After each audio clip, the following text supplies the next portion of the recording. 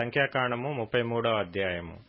మోషే అహరోనుల వలన తమ తమ సేనల చొప్పున ఐగుప్తు దేశంలో నుండి బయలుదేరి వచ్చిన ఇశ్రాయేలీలు చేసిన ప్రయాణములు ఇవి. మోషే యెహోవా సెలవిచ్చిన ప్రకారము వారి ప్రయాణములను బట్టి వారి సంచార క్రమములను వ్రాసెను. వారి సంచార క్రమముల ప్రకారము వారి ప్రయాణములు ఇవి. మొదటి నెల 15వ దినమున వారు రామెసేసులో నుండి ప్రయాణమై పస్కా పండుగకు మరునాడు వారి మధ్యను యెహోవా హతము చేసిన తొలిచూలులనందరినీ ఐగుప్తీయులు పాతిపెట్టుచుండగా ఇశ్రాయేలీయులు ఐగుప్తీయులందరి కన్నుల ఎదుట జయోత్సాహముతో బయలుదేరి వచ్చిరి. అప్పుడు ఐగుప్తీయుల దేవతలకు యెహోవా తీర్పు తీర్చెను. ఇశ్రాయేలీయులు రామెసేసులో నుండి బయలుదేరి సుక్కోతులో దిగిరి. సుక్కోతులో నుండి వారు బయలుదేరి అరణ్యపు కడనున్న ఏతాములో దిగిరి. ఏతాములో నుండి బయలుదేరి బయల్సెఫోను ఎదుటనున్న పీహహీరోతు తట్టు తిరిగి మిగ్దోలు ఎదుట దిగిరి. పీహహీరోతులో నుండి బయలుదేరి సముద్రం మధ్య నుండి అరణ్యములోనికి చేరి ఏతాము అరణ్యమందు 3 దినముల ప్రయాణము చేసి మారాలో దిగిరి. మారాలో నుండి బయలుదేరి ఏలీముకు వచ్చిరి. ఏలీములో 12 నీటి బుగ్గలను 70 ఈత చెట్లను ఉండెను. అక్కడ దిగిరి. ఏలీములో నుండి వారు బయలుదేరి ఎర్ర సముద్రమునొద్ద దిగిరి. ఎర్ర సముద్రమునొద్ద బయలుదేరి సీను అరణ్యమందు దిగిరి. సీను అరణ్యములో నుండి బయలుదేరి దోపకాలో దిగిరి. దోపకాలో నుండి బయలుదేరి ఆలూషులో దిగిరి. ఆలూషులో నుండి బయలుదేరి రెఫీదీములో దిగిరి. అక్కడ జనులు త్రాగుటకై నీళ్లు లేకపోయెను. రెఫీదీములో నుండి బయలుదేరి సీనాయి అరణ్యమందు దిగిరి. సీనాయి అరణ్యము నుండి బయలుదేరి కిబ్రోతు హత్తావాలో దిగిరి. కిబ్రోతు హత్తావాలో నుండి బయలుదేరి హజేరోతులో దిగిరి. హజేరోతులో నుండి బయలుదేరి రిత్మాలో దిగిరి. రిత్మాలో నుండి బయలుదేరి రిమ్మోను పారెసులో దిగిరి. రిమ్మోను పారెసులో నుండి బయలుదేరి లిబ్నాలో దిగిరి. లిబ్నాలో నుండి బయలుదేరి రీసాలో దిగిరి. రీసాలో నుండి బయలుదేరి కెహేలాతాలో దిగిరి. కెహేలాతాలో నుండి బయలుదేరి షాపెరు కొండనొద్ద దిగిరి. షాపెరు కొండనొద్ద నుండి బయలుదేరి హరాదాలో దిగిరి. హరాదాలో నుండి బయలుదేరి మకెలోతులో దిగిరి. మకెలోతులో నుండి బయలుదేరి తాహతులో దిగిరి. తాహతులో నుండి బయలుదేరి తారహులో దిగిరి. తారహులో నుండి బయలుదేరి మిత్కాలో దిగిరి. మిత్కాలో నుండి బయలుదేరి హష్మోనాలో దిగిరి. హష్మోనాలో నుండి బయలుదేరి మొసేరోతులో దిగిరి. మొసేరోతులో నుండి బయలుదేరి బెనేయాకానులో దిగిరి. బెనేయాకానులో నుండి బయలుదేరి హార్ హగిద్గాదులో దిగిరి. హార్ హగిద్గాదులో నుండి బయలుదేరి యోద్బాతాలో దిగిరి. యోద్బాతాలో నుండి బయలుదేరి ఎబ్రోనాలో దిగిరి. ఎబ్రోనాలో నుండి బయలుదేరి యెసోన్ గెబరులో దిగిరి. యెసోన్ గెబరులో నుండి బయలుదేరి కాదేషు అనబడిన సీను అరణ్యంలో దిగిరి. కాదేశులో నుండి బయలుదేరి ఎదోము దేశము కడనున్న హోరు కొండ దగ్గర దిగిరి. యెహోవా సెలవిచ్చిన ప్రకారము యాజకుడైన అహరోను హోరు కొండనెక్కి ఇశ్రాయేలీయులు ఐగుప్తు దేశంలో నుండి బయలుదేరి వచ్చిన 40వ సంవత్సరమున 5వ నెల మొదటి దినమున అక్కడ మృతి పొందెను. అహరోను 123 ఏండ్ల ఈడు గలవాడై హోరు కొండ మీద మృతి పొందెను. అప్పుడు దక్షిణ దిక్కున కనాను దేశమందు నివసించిన అరాదు రాజైన కనానీయుడు ఇశ్రాయేలీయులు వచ్చిన సంగతి వినెను. వారు హోరు కొండ నుండి బయలుదేరి సల్మానాలో దిగిరి. సల్మానాలో నుండి బయలుదేరి పూనొనులో దిగిరి. పూనొనులో నుండి బయలుదేరి ఓబోతులో దిగిరి. ఓబోతులో నుండి బయలుదేరి మోయాబు పొలిమేర యొద్దనున్న ఈయే అబారీములో దిగిరి. ఈయే అబారీములో నుండి బయలుదేరి దీబోను గాదులో దిగిరి. దీబోను గాదులో నుండి బయలుదేరి అల్మోను దిబ్లాతాయిములో దిగిరి. అల్మోను దిబ్లాతాయిములో నుండి బయలుదేరి నెబో ఎదుటి అబారీము కొండలలో దిగిరి. అబారీము కొండలలో నుండి బయలుదేరి ఎరుకో దగ్గర యోర్దానుకు సమీపమైన మోయాబు మైదానములలో దిగిరి. వారు మోయాబు మైదానములలో బెత్యషిమోతు మొదలుకొని ఆబేలు షిత్తీము వరకు యోర్దాను దగ్గర దిగిరి. ఎరికో యొద్ద అనగా యోర్దానుకు సమీపమైన మోయాబు మైదానములలో యెహోవా మోషేకు ఇలాగ సెలవిచ్చెను. నీవు ఇశ్రాయేలీయులతో ఇట్లనుము, మీరు యొర్దానును దాటి కనాను దేశము చేరిన తరువాత ఆ దేశ నివాసులందరినీ మీ యొద్ద నుండి వెళ్లగొట్టి వారి సమస్త ప్రతిమలను నాశనము చేసి వారి పోత విగ్రహములన్నిటినీ నశింపచేసి వారి ఉన్నత స్థలములనన్నిటినీ పాడుచేసి ఆ దేశమును స్వాధీనపరుచుకొని దానిలో నివసింపవలెను. ఎలయనగా దాని స్వాధీనపరుచుకున్నట్లు ఆ దేశమును మీకిచ్చితిని. మీరు మీ వంశముల చొప్పున చీట్లు వేసి ఆ దేశమును స్వాస్థ్యములుగా పంచుకొనవలెను. ఎక్కువ మందికి ఎక్కువ స్వాస్థ్యమును, తక్కువ మందికి తక్కువ స్వాస్థ్యమును ఇయ్యవలెను. ఎవని చీటి ఏ స్థలమున పడునో వానికి ఆ స్థలమే కలుగును. మీ తండ్రుల గోత్రముల చొప్పున మీరు స్వాస్థ్యములు పొందవలెను. అయితే మీరు మీ ఎదుట నుండి ఆ దేశ నివాసులను వెళ్లగొట్టని ఎడల మీరు వారిలో ఎవరిని ఉండనిచ్చెదరో వారు మీ కన్నులలో ముండ్లుగాను మీ ప్రక్కలలో శూలములుగాను ఉండి మీరు నివసించు ఆ దేశములో మిమ్మను బాధ పెట్టెదరు. మరియు నేను వారికి చేయ తలంచినట్లు మీకు చేసేదనని వారితో చెప్పుము. సంఖ్యాకాండము 34వ అధ్యాయము. మరియు యెహోవా మోషేకు ఇలాగ సెలవిచ్చెను, నీవు ఇశ్రాయేలీయులతో కనాను దేశమున అనగా పొలిమేరల చొప్పున మీరు చీట్లు వేసి స్వాస్థ్యముగా పంచుకొను కనాను దేశమున మీరు ప్రవేశించుచుండగా మీ దక్షిణ దిక్కు సీను అరణ్యము మొదలుకొని ఎదోము సరిహద్దు అనగా మీ దక్షిణపు సరిహద్దు ఉప్పు సముద్రము యొక్క తూర్పు తీరము వరకు ఉండును. మీ సరిహద్దు దక్షిణము మొదలుకొని అక్రబ్బీము కనుమ యొద్ద తిరిగి సీను వరకు వ్యాపించును.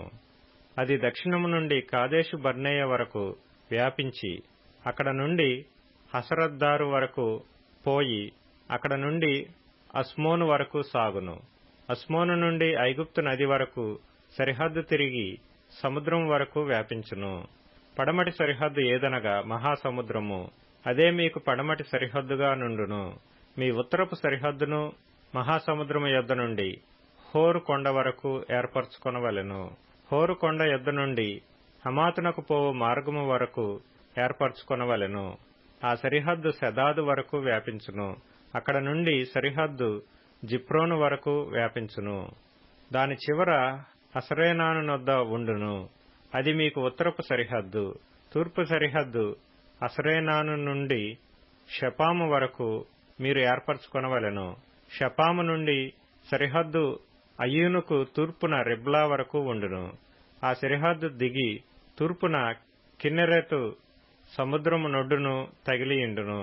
ఆ సరిహద్దు యొర్దాను నది వరకు దిగి ఉప్పు సముద్రము దనుక వ్యాపించును. ఆ దేశము చుట్టూనున్న సరిహద్దుల మధ్యనున్న దేశము మీదయుండునని వారికి ఆజ్ఞాపించుము. మోషే ఇశ్రాయేలీయులతో మీరు చీట్ల చేత పొందబోచున్న దేశము ఇది. యెహోవా 9 గోత్రములకును అర్ధగోత్రమునకును దీనినియ్యవలెనని ఆజ్ఞాపించెను. ఏలయనగా తమ తమ పితరుల కుటుంబముల ప్రకారము రూబేనీయులును గాదీయులును తమ తమ స్వాస్థ్యముల నొందిరి. మనష్షే అర్ధగోత్రపు వారు తమ స్వాస్థ్యము నొందిరి.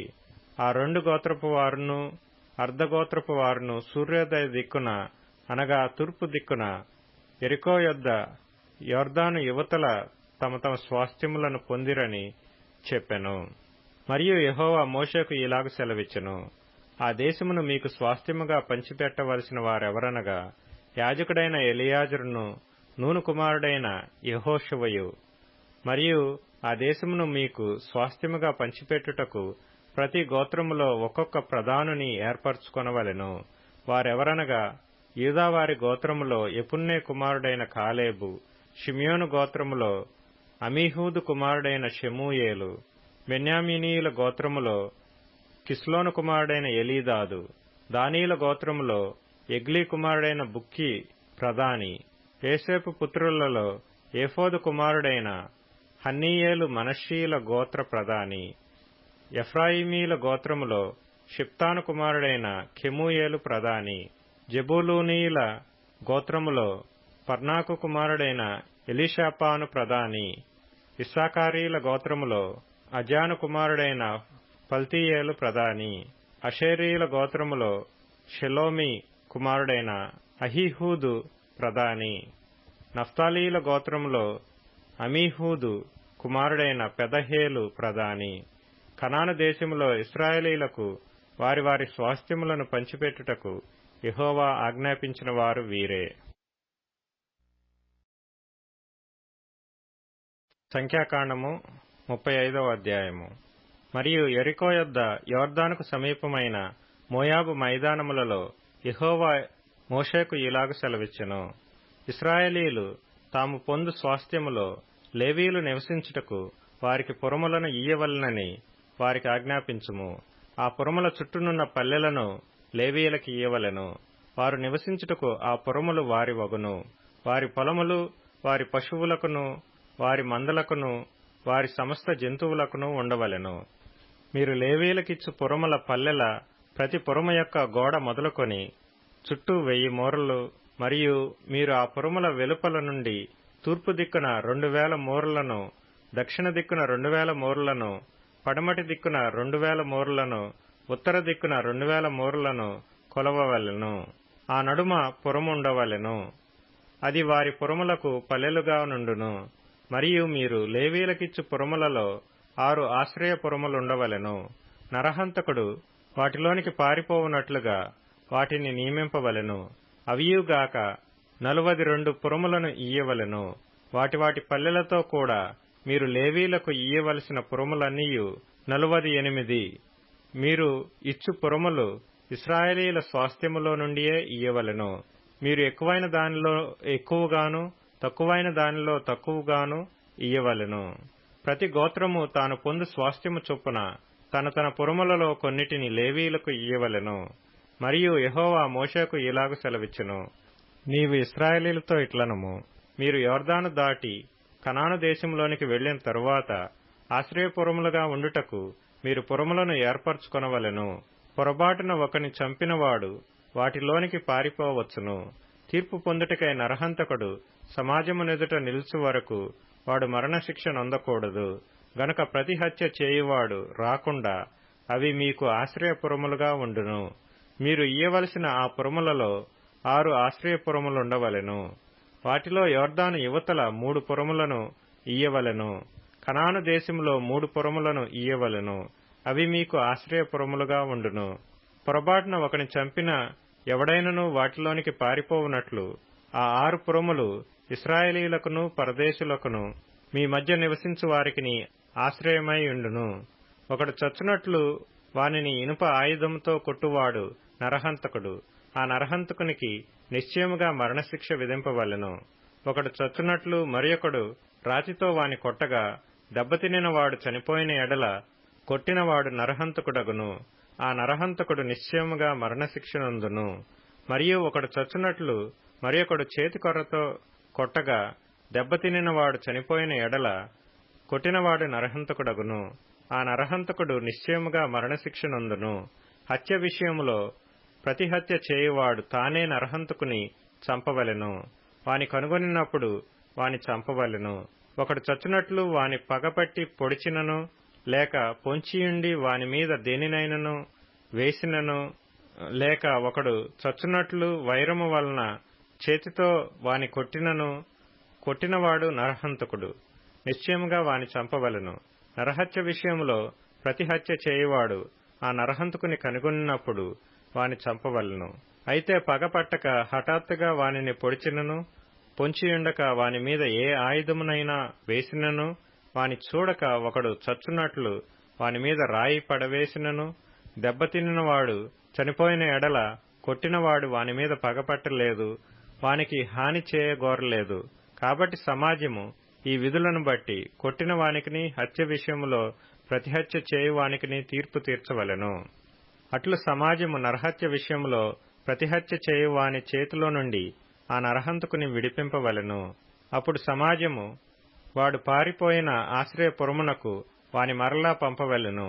వాడు పరిశుద్ధ తైలముతో అభిషేకింపబడిన ప్రధాన యాజకుడు మృతినొందు వరకు అక్కడనే నివసింపవలెను.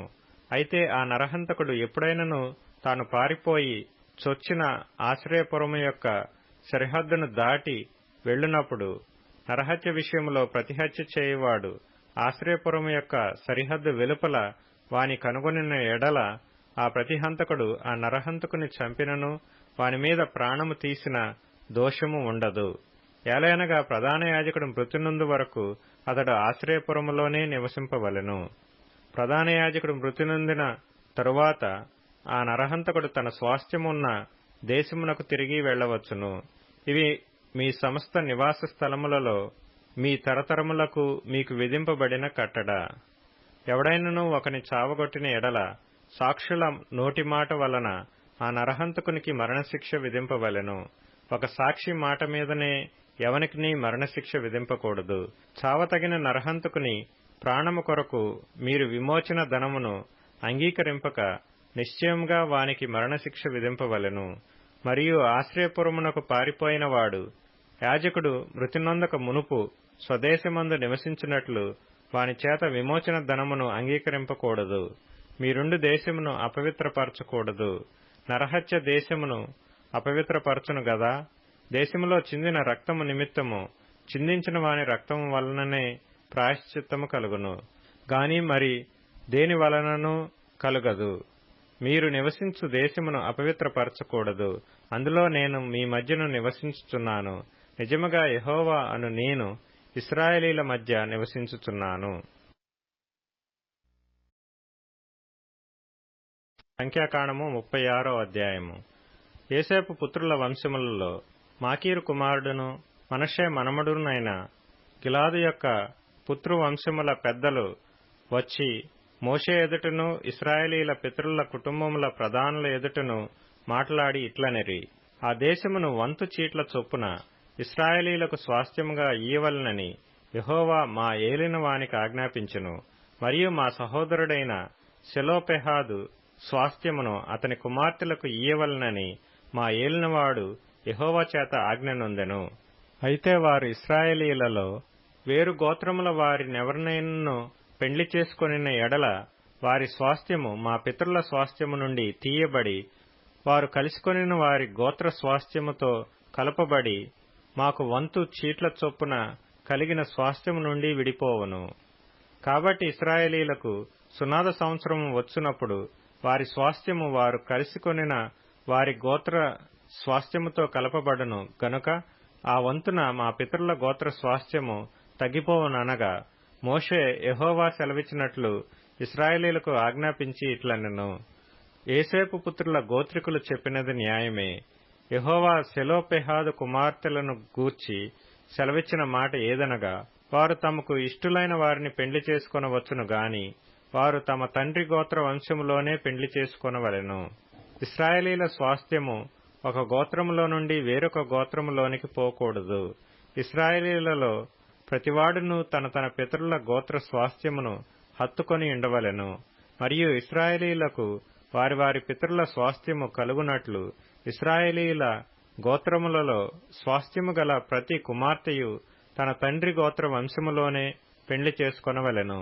స్వాస్థ్యము ఒక గోత్రములో నుండి వేరొక గోత్రమునకు పోకూడదు.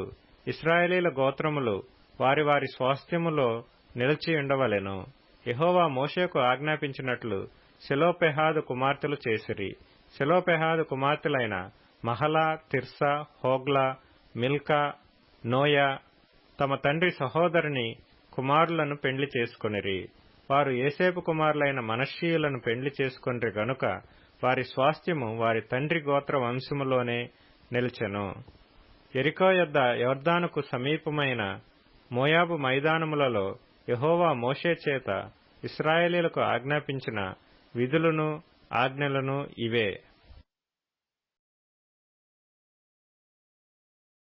కీర్తనల గ్రంథం 44వ కీర్తన. దేవా, పూర్వకాలమున మా పితరుల దినములలో నీవు చేసిన పనిని గూర్చి మేము చెవులారా వినియున్నాము. మా పితరులు దానిని మాకు వివరించిరి. నీవు నీ భుజబలము చేత అన్యజనులను వెళ్లగొట్టి మా పితరులను నాటితివి. జనములను నిర్మూలము చేసి వారిని వ్యాపింపజేసితివి. వారు తమ ఖడ్గము చేత దేశమును స్వాధీనపరుచుకొనలేదు. వారి బాహువు వారికి జయమియ్యలేదు. నీవు వారిని కటాక్షించితివి గనుక నీ దక్షిణ హస్తమే, నీ బాహువే, నీ ముఖకాంతియే వారికి విజయము కలగజేసెను. దేవా, నీవే నా రాజువు. యాకోబునకు పూర్ణ రక్షణ కలగనాజ్ఞాపించుము. నీ వలన మా విరోధులను అణిచివేయుదుము. నీ నామము వలనని మా మీదికి లేచువారిని మేము త్రొక్కివేయుదుము. నేను నా వింటిని నమ్ముకొనను, నా కత్తియు నన్ను రక్షింపజాలదు. మా శత్రువుల చేతిలో నుండి మమ్మును రక్షించువాడవు నీవే. మమ్మును ద్వేషించు వారిని సిగ్గుపరచువాడవు నీవే. దినమెల్ల మేము దేవుని యందు అతిశయపడుచున్నాము. నీ నామమును బట్టి మేము నిత్యము కృతజ్ఞతాస్తుతులు చెల్లించుచున్నాము. అయితే ఇప్పుడు నీవు మమ్మును విడనాడి అవమానపరిచియున్నావు. మా సేనలతో కూడా నీవు బయలుదేరకయున్నావు. శత్రువుల ఎదుట నిలవకుండా మమ్మును వెనుకకు పారిపోజేయుచున్నావు. మమ్మును ద్వేషించువారు ఇష్టము వచ్చినట్లు మమ్మును దోచుకొనుచున్నారు. భోజన పదార్థముగా ఒకడు గొర్రెలను అప్పగించున్నట్లు నీవు మమ్మును అప్పగించియున్నావు. అన్యజనులలోనికి మమ్మును చెదరగొట్టియున్నావు. అధికమైన వెల చెప్పక ధనప్రాప్తి లేకయే నీవే నీ ప్రజలను అమ్మియున్నావు. మా పొరుగువారి దృష్టికి నీవు మమ్మును నిందాస్పదముగా చేసియున్నావు. మా చుట్టూనున్న వారి దృష్టికి అపహాస్యాస్పదముగాను ఎగతాళికి కారణముగాను మమ్మును ఉంచియున్నావు. అన్యజనులలో మమ్మును సామెతకు హేతువుగాను ప్రజలు తల ఆడించుటకు కారణముగాను మమ్మును ఉంచియున్నావు. నన్ను నిందించి దూషించు వారి మాటలు వినగా శత్రువులను బట్టియు పగ తీర్చుకొను వారిని బట్టియు నేను దినమెల్లా నా అవమానమును తలపోయుచున్నాను. సిగ్గు నా ముఖమును కమ్మియున్నది. ఇదంతయు మా మీదికి వచ్చినను మేము నిన్ను మరువలేదు. నీ నిబంధన మీరి ద్రోహులము కాలేదు. మా హృదయము వెనుకకు మరలిపోలేదు. మా అడుగులు నీ మార్గమును విడిచి తొలగిపోలేదు. అయితే నక్కలున్న చోట నీవు మమ్మును బహుగా నలిపియున్నావు. గాఢాంధకారము చేత మమ్మును కప్పియున్నావు. మా దేవుని నామమును మేము మరచియున్న ఎడల, అన్య దేవతల తట్టు మా చేతులు చాపియున్న ఎడల, హృదయ రహస్యములు ఎరిగిన దేవుడు ఆ సంగతిని పరిశోధింపక మానునా? నిన్ను బట్టి దినమెల్లా మేము వధింపబడుచున్నాము. వధకు సిద్ధమైన గొర్రెలమని మేము ఎంచబడుచున్నాము. ప్రభువా, మేల్కొనుము. నీవేళ నిద్రించుచున్నావు? లెమ్ము, నిత్యము మమ్మును విడనాడకుము.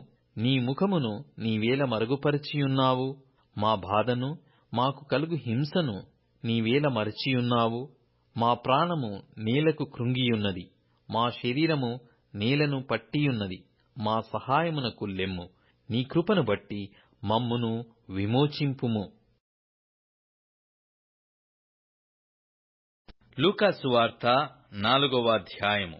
యేసు పరిశుద్ధాత్మ పూర్ణుడై యోర్దాను నది నుండి తిరిగి వచ్చి 40 దినములు ఆత్మచేత అరణ్యములో నడిపింపబడి అపవాది చేత శోధింపబడుచుండెను. ఆ దినములలో ఆయన ఏమీయు తినలేదు. అవి తీరిన తరువాత ఆయన ఆకలిగొనగా అపవాది, నీవు దేవుని కుమారుడవైతే రొట్టె అగునట్లు ఈ రాతితో చెప్పుమని ఆయనతో చెప్పెను.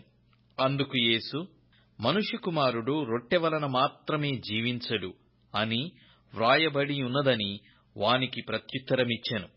అప్పుడు అపవాది ఆయనను తీసుకొనిపోయి భూలోక రాజ్యములన్నిటినీ ఒక నిమిషములో ఆయనకు చూపించి, ఈ అధికారమంతయు ఈ రాజ్యముల మహిమయు నీకిత్తును. అది నాకప్పగింపబడియున్నది. అదెవనికి నేను ఇయ్యగోరుదునో వానికిత్తును. కాబట్టి నీవు నాకు మ్రొక్కితివా? ఇదంతయు నీదగునని ఆయనతో చెప్పెను. అందుకు యేసు, నీ దేవుడైన ప్రభువునకు మ్రొక్కి ఆయనను మాత్రము సేవింపవలెను అని వ్రాయబడియున్నదని వానికి ప్రత్యుత్తరమిచ్చెను.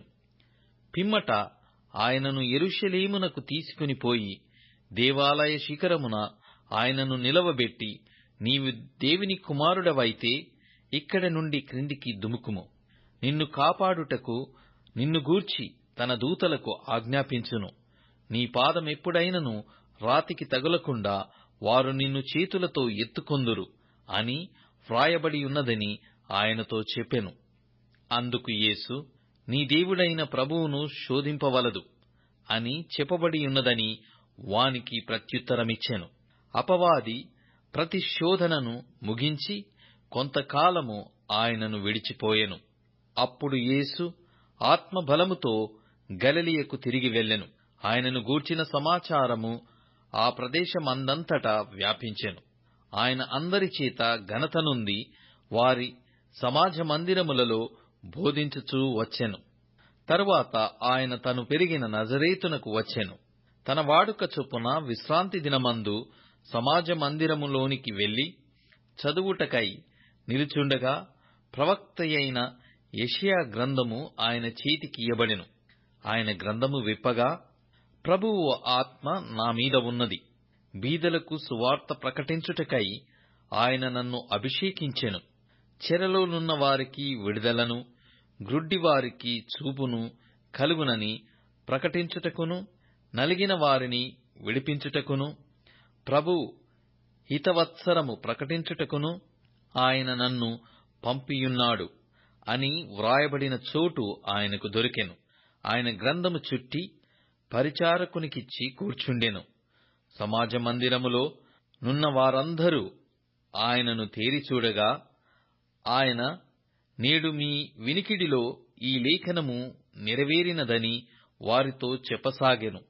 అప్పుడందరూ ఆయనను గూర్చి సాక్ష్యమిచ్చుచు ఆయన నోట నుండి వచ్చిన దయగల మాటలకు ఆశ్చర్యపడి, ఈయన యోసేపు కుమారుడు కాడా అని చెప్పుకొనుచుండగా, ఆయన వారిని చూచి, వైద్యుడా, నిన్ను నీవే స్వస్థపరచుకొనుము అను సామెత చెప్పి, కపెర్నహూములో ఏ కార్యములు నీవు చేసితివని మేము వింటిమో ఆ కార్యములు ఈ స్వదేశమందును చేయమని మీరు నాతో నిశ్చయముగా చెప్పుదురనెను. మరియు ఆయన, ఏ ప్రవక్తయు స్వదేశమందు హితుడు కాడని మీతో నిశ్చయముగా చెప్పుచున్నాను. ఏలియా దినములయందు 3 6 నెలలు ఆకాశము మూయబడి దేశమందంతటను గొప్ప కరువు సంభవించినప్పుడు ఇశ్రాయేలులో అనేక మంది విధవరాండ్రుండినను ఏలియా సీదోనులోని సారెపాతు అను ఊరిలో ఉన్న యొక విధవరాలి యొద్దకే గాని మరి ఎవరి యొద్దకును పంపబడలేదు. మరియు ప్రవక్తయైన ఎలీషా కాలమందు ఇశ్రాయేలులో అనేక కుష్ఠరోగులుండినను సిరియా దేశస్థుడైన నయమాను తప్ప మరి ఎవడును శుద్ధి నొందలేదను నేను మీతో నిశ్చయముగా చెప్పుచున్నాను. సమాజ మందిరములో ఉన్న వారందరూ ఆ మాటలు విని ఆగ్రహముతో నిండుకొని లేచి ఆయనను పట్టణములో నుండి వెళ్లగొట్టి ఆయనను తలక్రిందుగా పడదేరివలెనని తమ పట్టణము కట్టబడిన కొండ పీట వరకు ఆయనను తీసుకుని పోయిరి. అయితే ఆయన వారి మధ్య నుండి దాటి తన మార్గమున వెళ్లిపోయెను. అప్పుడు ఆయన గలిలయలోని కపెర్నహూము పట్టణమునకు వచ్చి విశ్రాంతి దినమున వారికి బోధించుచుండెను. ఆయన వాక్యము అధికారముతో కూడినదయ్యుండెను గనుక వారాయన బోధకు ఆశ్చర్యపడిరి. ఆ సమాజ మందిరములో అపవిత్రమైన దయ్యపు ఆత్మ పట్టిన వాడొకడుండెను. వాడు, నజరేయుడవైన యేసు, మాతో నీకేమి? మమ్ము నశింపజేయవచ్చితివా? నీవెవడవో నేనెరుగుదును. నీవు దేవుని పరిశుద్ధుడవని బిగ్గరగా కేకులు వేసెను. అందుకు యేసు, ఊరకుండుము, ఇతనిని వదిలి పొమ్మని దానిని గద్దింపగా దయ్యము వానిని వారి మధ్యను పడద్రోసి వానికి ఏ హానియు చేయక వదిలిపోయెను. అందుకు అందరూ విస్మయమొంది, ఇది ఎట్టి మాట! ఈయన అధికారముతోనూ బలముతోనూ అపవిత్రాత్మలకు ఆజ్ఞాపింపగానే అవి వదిలిపోవుచున్నవని ఒకనితోనొకడు చెప్పుకొనిరి. అంతటా ఆయనను గూర్చిన సమాచారము ఆ ప్రాంతములందంతటా వ్యాపించెను. ఆయన సమాజ మందిరములో నుండి లేచి సీమోను ఇంటిలోనికి వెళ్ళెను. సీమోను అత్త తీవ్రమైన జ్వరముతో పడియుండెను గనుక ఆమె విషయమై ఆయన యొద్ద మనవి చేసుకొనిరి. ఆయన ఆమె చేంతను నిలవబడి జ్వరమును గద్దింపగానే అది ఆమెను విడిచెను. వెంటనే ఆమె లేచి వారికి ఉపచారము చేయసాగెను. సూర్యుడస్తమించుచుండగా నానావిధ రోగముల చేత పీడింపబడుచున్న వారు ఎవరి యొద్ద నుండిరో వారందరూ ఆ రోగులను ఆయన యొద్దకు తీసుకుని వచ్చిరి. అప్పుడు ఆయన వారిలో ప్రతి వాని మీద చేతులుంచి వారిని స్వస్థపరిచెను. ఇంతేకాక దయ్యములు నీవు దేవుని కుమారుడవని కేకలు వేసి అనేకులను వదిలిపోయెను. ఆయన క్రీస్తు అని వాటికి తెలిసియుండెను గనుక ఆయన వాటిని గద్దించి వాటిని మాటాడనీయలేదు. ఉదయమైనప్పుడు ఆయన బయలుదేరి అరణ్య ప్రదేశమునకు వెళ్ళెను. జనసమూహము ఆయనను వెదకుచూ ఆయన యొద్దకు వచ్చి తమ్మును విడిచిపోకుండా ఆపగా ఆయన, నేనితర పట్టణములలోనూ దేవుని రాజ్య సువార్తను ప్రకటింపవలెను, ఇందునిమిత్తమే నేను పంపబడితెనని వారితో చెప్పెను. తరువాత ఆయన యూదయ సమాజ మందిరములలో ప్రకటించుచుండెను.